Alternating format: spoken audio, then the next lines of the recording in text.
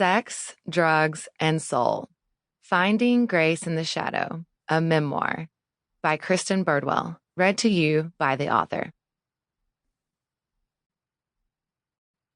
Author's note. This work is nonfiction, and as such reflects the author's memory of the experiences. Many of the names and identifying characteristics of the individuals featured in this book have been changed to protect their privacy.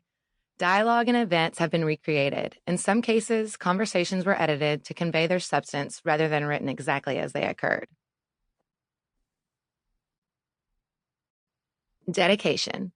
To Mama for always inspiring me to dream big, to Daddy for all of the scenic routes, and for little Tommy.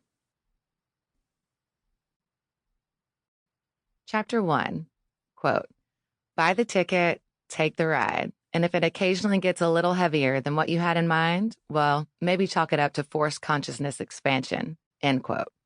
Hunter S. Thompson. When I dreamed of seeing the world outside of the rural East Texas towns I grew up in, I never envisioned abandoning myself to do so.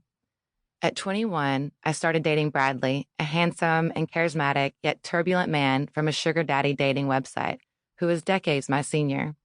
And although I didn't know it at the time, our relationship was my means of seeking salvation, to address the shame-filled spaces of my inner life as a pretty little depiction for others, to fill the void formed by my biological dad's absent affection, and mostly to hide my true self. I wanted everyone to only know the good parts of me. The good parts were the only parts of myself I loved, the only spaces I deemed worthy of love. I hid the doubt, the shame, the sadness, the fear, the desperation, and the destructive behaviors because somewhere along the way, I'd been conditioned to believe it wasn't safe to be vulnerable or unapologetically me. Those parts of me wouldn't be loved or appreciated. Those parts of me had to be hidden. Shortly after my birthday, I showed up on the doorstep of Bradley's Dallas mansion, wearing brown rubber flip-flops and a gay best friend on my arm. With an idealistic fairy tale notion ingrained somewhere beneath bleached blonde hair, I rang his doorbell with a white French-tip fingernail. He swung the door open, wearing a shirt that said killer in brown bold-faced type across the chest.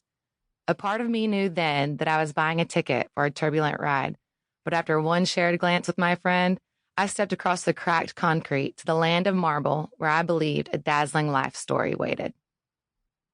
Spring 2009. Coming from a small town with a population of 2,000, I had moved to Tyler, Texas, with the notion of it being a city. I unpacked boxes and put away dishes with thoughts of a new life in a town with its very own shopping mall and a Walgreens. How could a girl get so lucky? Sample complete. Ready to continue?